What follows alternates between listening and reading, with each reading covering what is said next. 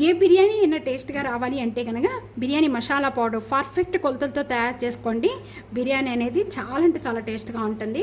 Hi friends, నమస్తే, welcome to Anu's kitchen. ఈరోజు biryani masala powder తయారు చేసే విధానం షేర్ చేయబోతున్నాను. బిర్యానీ మసాలా పౌడర్ కావాల్సిన ఐటమ్స్ అన్నీ కూడా ఇవేనండి.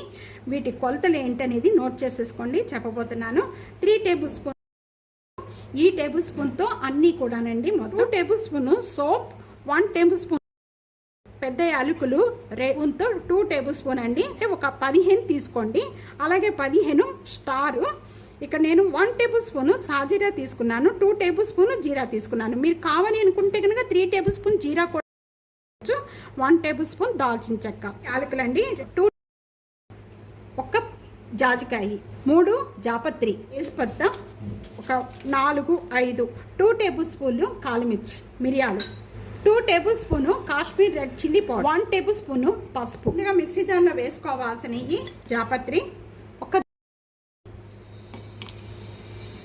యాలకులు, ఇవన్నీ కూడా ముందుగా మిక్సీ జార్ పట్టుకోవాలండి. బాగా మెత్తగా మిక్సీ జార్ చేసుకోవాలి. ఇక్కడ మిక్సీ జార్ పట్టుకున్న ఈ పౌడర్ అంతా కూడా నేను ఒక బౌల్లోకి యాడ్ చేసేస్తున్నానండి. ఈ తేజ్పత్తా ఒకటి సపరేట్ వేసుకొని మెత్తగా చేసుకుందాం. కూడా ఈ విధంగా మిక్సీ జార్లో పెట్టేసుకోండి. ఇది ఇక్కడ ప్యాన్లో మొత్తం కూడా ఇవన్నీ కూడా యాడ్ చేసేస్తున్నాను.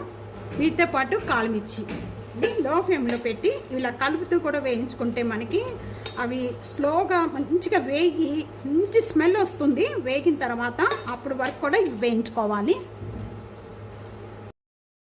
మసాలా దినుసులన్నీ కూడా బాగా వేగిపోయి మంచి స్మెల్ వచ్చేస్తుంది. ఇంకా స్టవ్ బంద్ చేసేసుకొని ఇవన్నీ కూడా చల్లారిపోయిన తర్వాత మిక్సీ జార్లో వేసుకోవాలి అండి. బాగా చల్లారిపోయిన వెంటనే కూడా మనం ఇందాక తేజ్పత్తా మొత్తం కూడా మిక్సీ జార్ పట్టుకున్నాము కూడా వేయించిన ఇవన్నీ మసాలా దినుసులు దీంట్లో వేసుకోవాలండి. బాగా మెత్తగా చేసుకోవాలి. పౌడర్ అంతా కూడా ఒక బౌల్లోకి యాడ్ చేసేస్తున్నాను.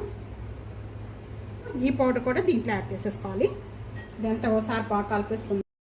నేను ఇక్కడ సాల్ట్ యాడ్ చేస్తలేదండి, మీరు పౌడర్లోకి యాడ్. అలాగే ఇక్కడ 1 టేబుల్ స్పూన్ పసుపు కూడా యాడ్ చేస్తాను. 3 టేబుల్ స్పూన్ ఇక్కడ నేను Kashmir red chilli powder add. మీరు కావాలనుకుంటే 2 టేబుల్ స్పూన్ మామూలుగా రెగ్యులర్ యూజ్ చేసుకునే powder, 1 table spoon Kashmir red chilli powder కూడా యూజ్ చేసుకోవచ్చు. అంతా కూడా ఒకసారి బాగా కలిపేసుకుందాము. ఇలాంటి గాజు బాటిల్లో వేసేసుకోండి. గాజు బాటిల్లో వేసుకున్నారంటే చాలా రోజుల వరకు కూడా స్టోర్ చేసి పెట్టేసుకోవచ్చు. కొద్దిగా మనం వేసుకొని చేసుకోలేం కాబట్టి మంచి స్మెల్తో గుమగుమలాడిపోతుంది. ఇంతేనండి, ఇది బిర్యానీ మసాలా పౌడర్ తయారు చేసే విధానం. కొలతలు చూసారు కదా. తప్పకుండా ఇదే విధంగా ట్రై చేయండి. పర్ఫెక్ట్ కొలతలతో ఈ విధంగా తప్పకుండా ట్రై చేసి మీకు ఎలా ఉందనేది కామెంట్స్లో తెలియచేయండి. వీడియో నచ్చితే కనుక ఫ్యామిలీకి, ఫ్రెండ్స్కి వీడియో షేర్ చేసి వీడియోని లైక్ చేస్తూ ఉండండి. టీ అనూస్ కిచెన్ సబ్స్క్రైబ్ చేసుకోవడం అస్సలు మర్చిపోదు. Thank you for watching.